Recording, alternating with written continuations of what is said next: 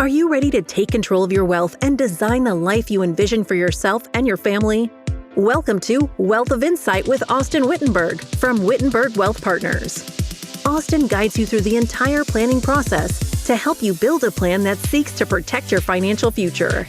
He empowers you with creative investment opportunities and planning ideas to help you understand and achieve your long-term goals. It's time to gain confidence in your financial future.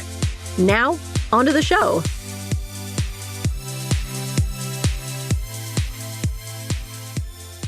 All right, welcome back to the Wealth of Insight podcast. I'm your host, Austyn Whittenburg, and today we are joined again by Rick Gallacher to discuss the Secure Act 2.0, a true Christmas miracle.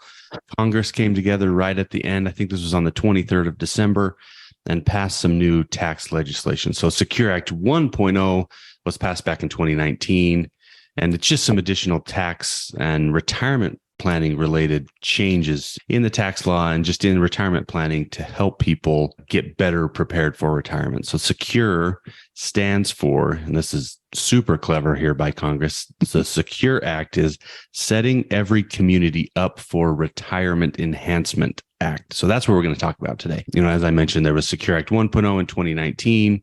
And then here we are with SECURE Act 2.0. And Rick and I are going to just take a high level overview of what was discussed. A handful of things are too far in the future, so we're not going to worry about those. But for now, we'll get into what's really important to what we think is going to be important to our clients today. So, Rick, what do we know now about the Secure Act 2.0? I just have to say, I'm glad we're not going to read all 4,100 pages of the bill that was passed, like you said, the 23rd. Next episode. I think passed by the House the 23rd roughly, and then the Senate like the day after Christmas, and then signed into law just before the end of the new year. But it is interesting to say it's 4,100 page bill, but 125-ish pages of it is the Secure Act. So not terrible from just a page length, but yeah, glad we're not going to read the whole thing. I think the thing that maybe we should head this off with is RMDs. And man, in our world, Austyn, just acronyms till the end of time, right? Yeah. So for those listening, RMD stands for Required Minimum Distribution. This is essentially the tax code, the government saying, hey, you have this retirement account, you haven't paid taxes on it for all these years that the money's been in there. Once you hit a certain age, we're going to require that you distribute at a minimum this certain amount of money. So typically that RMD starting age, going back a little bit, it was age 70. And then with Secure Act 1, it moved up to age 72. Now they've pushed it back to age 73 and in typical Congress fashion, made it a little more complicated than it used to be. So it's pushed back to age 73 if you were born in the years 1951 to 1959. And it's pushed back to age 75 if you're born 1960 and after. A welcome change, I would say, to keep seeing the RMD age pushed back. You don't have opportunity to keep money deferred from taxes for a little bit longer. Interesting, I don't know, is Congress saying, hey, we think people are going to live longer? I'm not sure exactly what drives some of that. This is me thinking out loud, and this is just my opinion. I have not heard anything on this, but it feels like a little bit of a precursor to changes they're going to have to make to Social Security in terms of delaying access ages there as well. In the Social Security episode we did a few weeks ago, we talked about how they're going to have to make some changes to Social Security so that it doesn't, quote unquote, run out of money. And this to me feels a little bit like a precursor to, hey, RMDs are pushed back. Next thing to come is Social Security ages are pushed back. Yeah.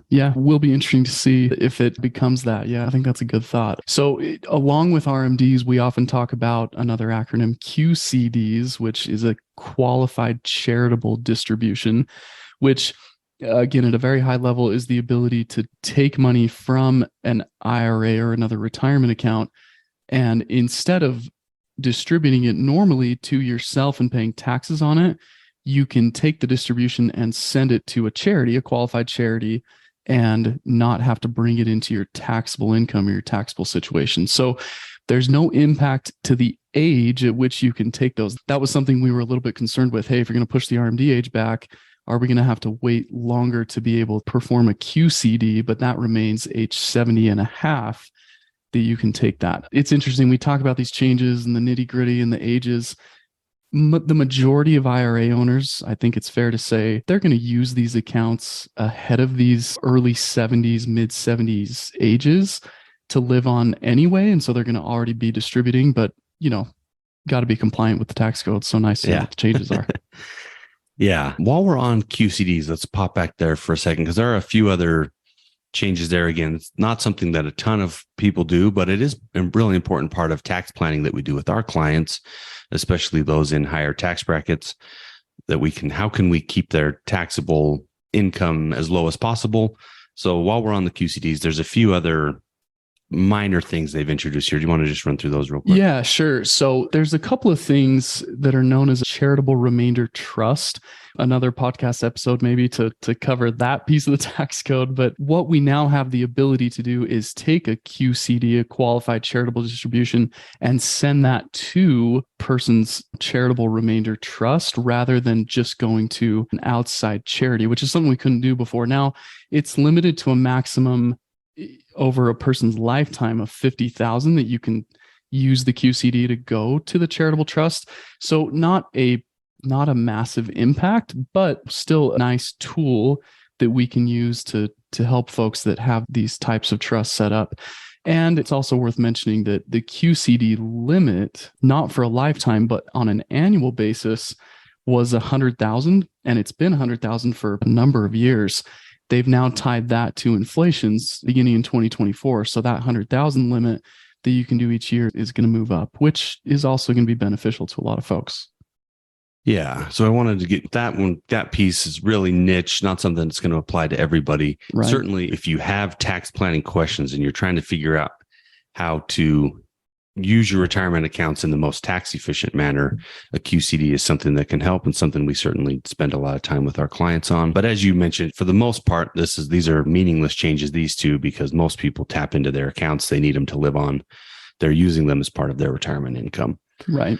So let's hop then to some of the changes I think are the most fun, most important, and maybe the most impactful for people and helping them get a head start. And a lot of these have to do with changes to the Roth side of retirement plans. So, again, we've got two sides inside it. Let's just use the 401k as an example. You've got the traditional side, which is you get the tax deduction today, you pay taxes in the future, or you can do the Roth side, which is you pay taxes today, but you never pay taxes on the money again as it grows and as you pull it out. So historically speaking, in terms of retirement plans, that was limited to either IRAs or 401ks.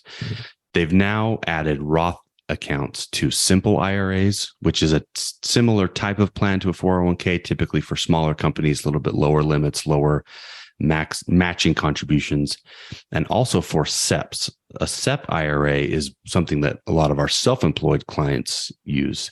So if they own their own company, they're not setting up a big 401k for dozens or hundreds of employees. It's just this SEP IRA, maybe for them and a spouse.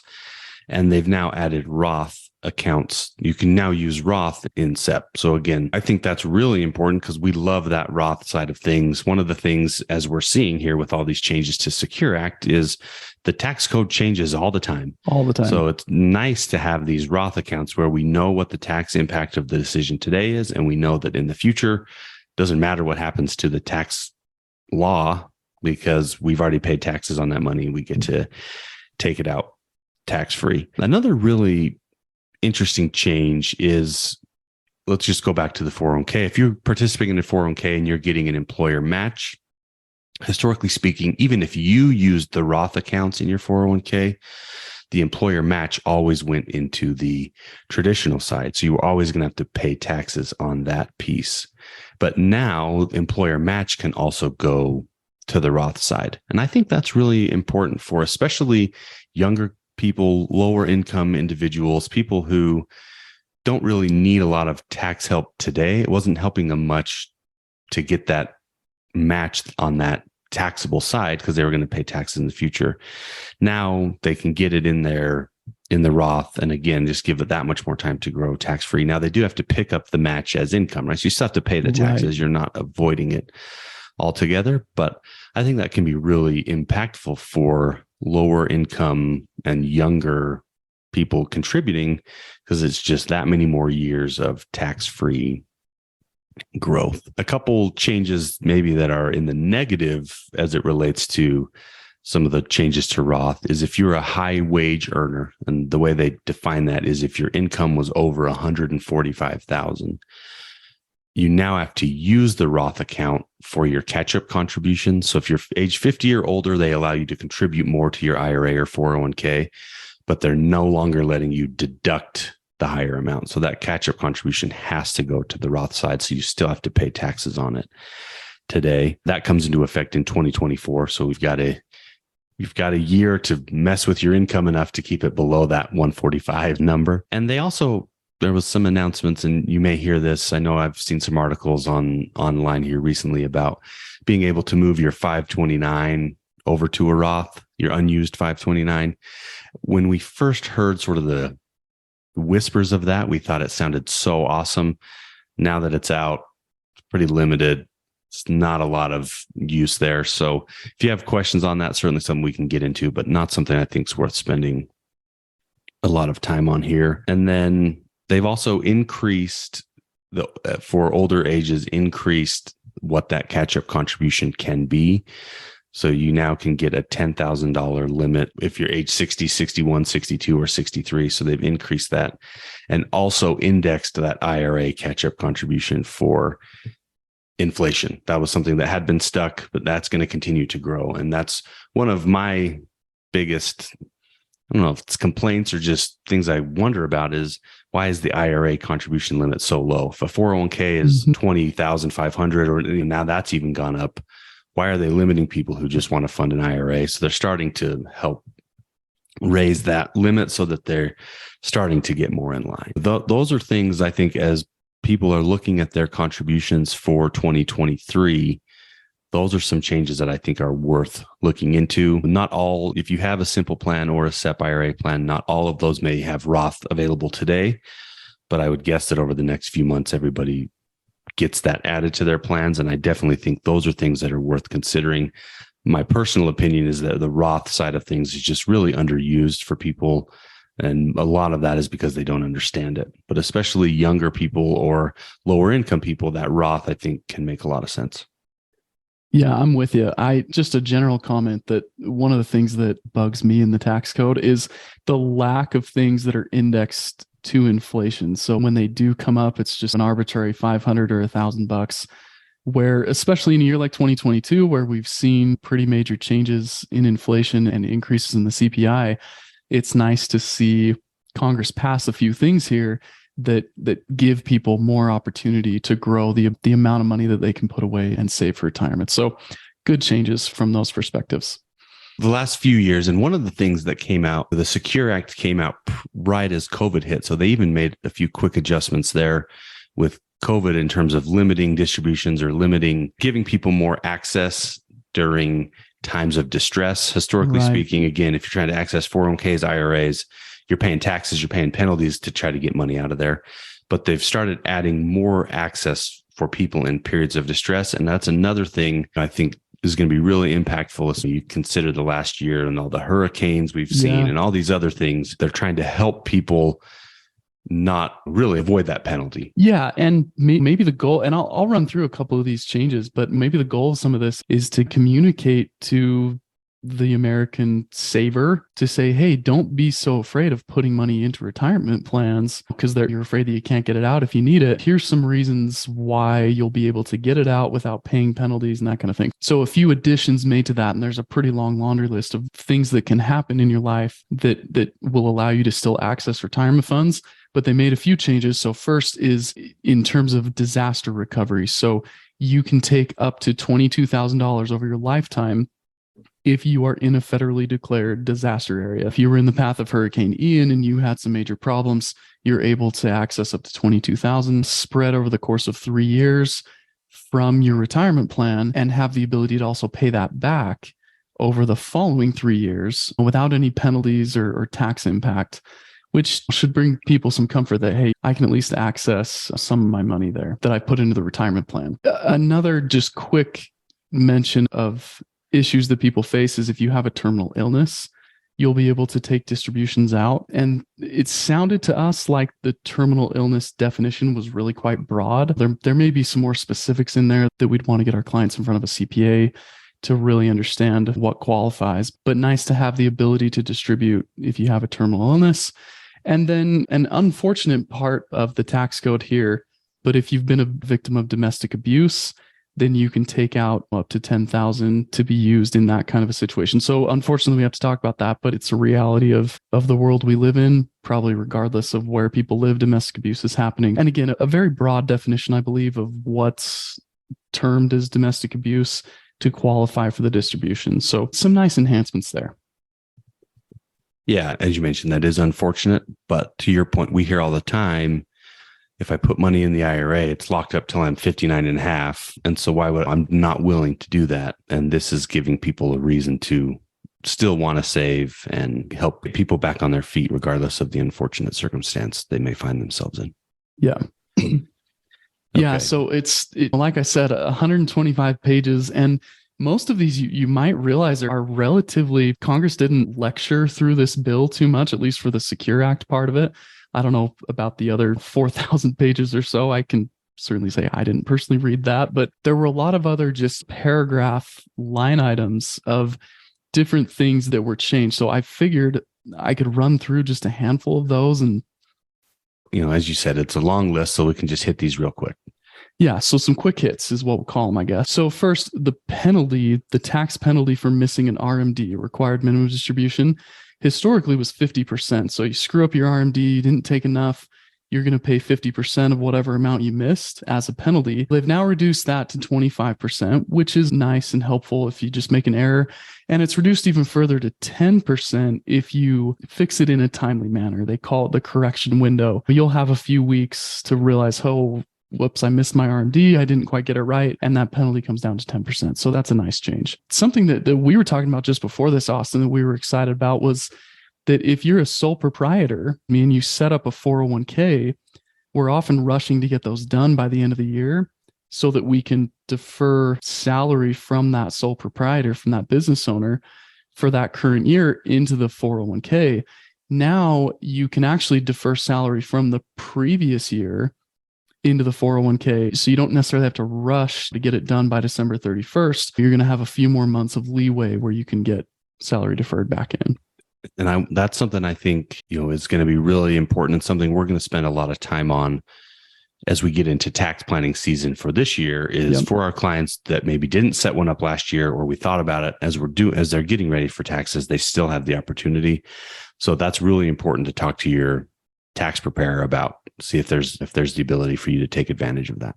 Yeah, there's not very many things in the tax code that you can say, okay, I'm looking back at 2022 and figuring out how I can fix my taxes. That's 2022 is gone. You're stuck with where you are, but this is one of those few things that you can do in the few months after 2022 before you file to maybe help yourself. So that's nice. Just a quick mention that ETFs, exchange traded funds, can now be used in insurance and annuity products. Previously, that was only mutual funds. We see that as bringing the cost of those kind of financial products down, which will be a good thing. So without getting into more details there, that's a nice update from Secure 2.0. And then starting in 2024, employers are going to be able to match student loan payments. Waiting on some clarity, frankly, and this is how these bills always go, right? They write them, and then the IRS takes a long time to issue some guidance and tell us exactly how it's going to happen. But so waiting on some clarity for mechanics there, how that's actually going to work, but could be a nice benefit that employers can offer employees if those employees are currently paying on, existing student loans. That's another thing I'm really excited about too, because there's been so much discussion, especially over the last year, around student loans and with the student loan forgiveness and all that kind of stuff. And this is just offering another way for employers to help their employees. And I think it's something that there will be a lot of employers, probably it's leaning towards the larger employers to be able to have the excess cash flow to do that, but something that can really help, especially their newer employees, just getting new jobs and having to start making their loan payments. That's something I think is really exciting. Yeah, I'm totally with you. There's a little bit of a change that's forthcoming, but also a piece of the tax code that we wanted to mention here. It's called the Savers Match. And for folks that are lower, more modest income, they can get a tax credit up to 50% of the first $2,000 of contributions that they make to a retirement plan. And that's a really nice benefit to say, hey, we're going to help you on your taxes if you'll contribute to a retirement plan. That's changing in 2027. So it's a few years away. It will change from being a tax credit to simply being an additional contribution to the plan, but a good thing for folks in a lower income kind of situation. Yeah, again, doing a good job trying to incentivize people who may not save otherwise to save. Yeah, just as you say that, it reminds me that we are talking about something that Congress did, something that is typically very political. This was very much Secure Act 2.0, this 125 pages of the 4,100 page bill was very much a bipartisan effort. There wasn't a bunch of fighting. There was general just agreement, which we don't talk about in Congress very much, if ever. Generally speaking, these changes, while some of them aren't huge and we're just hitting them really quick, generally good things, like you say, Austyn, to incentivize saving, thinking about retirement in the future. Two other things to mention, I'll be quick about these. Nice startup credits for small business owners who start a new retirement plan, like a 401k. Essentially credits that will offset, the startup costs, which can be significant in the first year to get a plan document in place and find the right people to help you with it. So they're just enhancing those credits. That'll be very beneficial to a lot of small business owners. There's also an interesting new provision called emergency savings accounts. Of course, another acronym, ESAs. We have HSAs, we have FSAs. Here we go with an ESA, which these are going to be small accounts attached to an employer-sponsored plan where employees will be able to save up to $2,500, $2,500. And as you might imagine, these are designed to be for kind of emergency savings. And so the investments held there will really just be cash or cash equivalents. And then when you go to distribute from them, you're not going to be taxed on them. There'll be qualified distributions. So you're not getting a penalty as you pull that money out to help with whatever you need. So a nice way to incentivize people to have some money set aside for a rainy day, as it were. I'm not sure we went through those quick hits very quickly, but as you can see, there is a lot of stuff. Yeah, a lot of stuff that has changed. And so these are all the things we're going to be working with clients on. There's a few things that didn't make it in that we were expecting, or things that have been on the IRS's list for a while here and Congress's list. First is the backdoor Roth survived. So a backdoor Roth is just a way for people who have too high of an income to still be able to get money into Roth accounts. They've also been discussing limiting the ability of Roth conversions for people in certain asset or income limits. And lastly, we talked about RMDs at the beginning and having them based on age. There is some discussion on having them based on your balance instead. So if your balance is a certain number, so that may lead people to having to start taking money out earlier based on their balance. So those are a few things weren't in this bill, are still things that are being talked about and may come down in the future. Man, we covered a lot of stuff here. Thanks for coming on, Rick. Yeah. But if you had any questions about what we talked about today or how any of this new Secure Act may impact your financial situation, please check out our website at wittenbergwealth.com, or you can text me at 801-839-7056. And please remember to subscribe and share with your friends and family.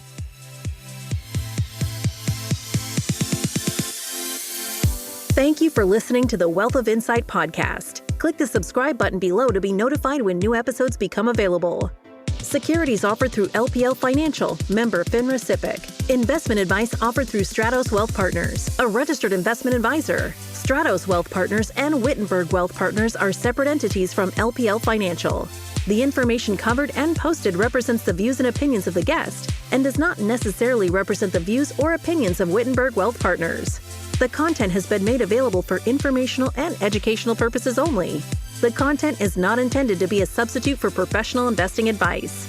Always seek the advice of your financial advisor or other qualified financial service provider with any questions you may have regarding your investment planning.